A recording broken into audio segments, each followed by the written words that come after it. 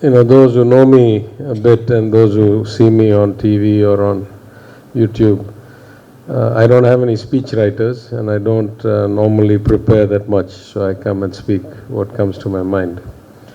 So I thought I'd just talk about a few things today that occurred to me. In fact, one of the kind of bylines of my life is that I have been successful doing things which I thought were not my forte, and I have not been able to do a lot in my forte.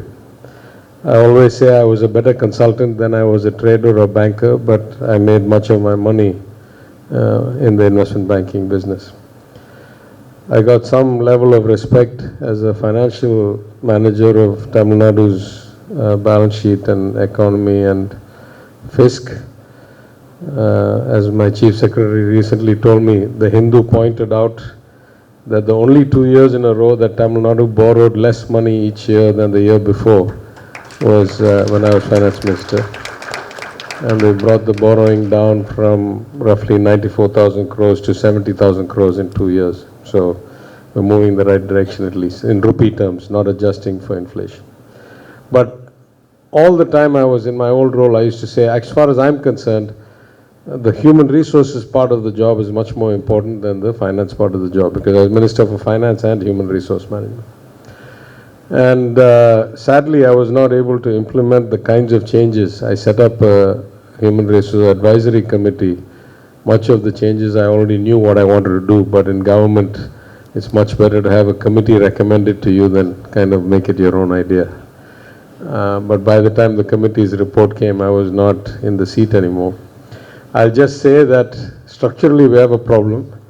When I was a first-time MLA, the average vacancy rate in most governments across India, across all parties, this is not a political statement, was roughly 30 to 35% sanctioned jobs to actually fill jobs. Now that number has crept above 40% in almost every state and the union government. So there's something profoundly wrong with the way we staff and run government, from recruiting to training to promotion to evaluation to everything else. Maybe someday somebody else fixes it, it's not my portfolio. But the reason I bring it up is that I completely agree that how you manage human resources, how you select, how you train, how you qualify and continuously improve and validate and incentive align, and how you get the people in the right direction, the right people with the right skills in the right direction.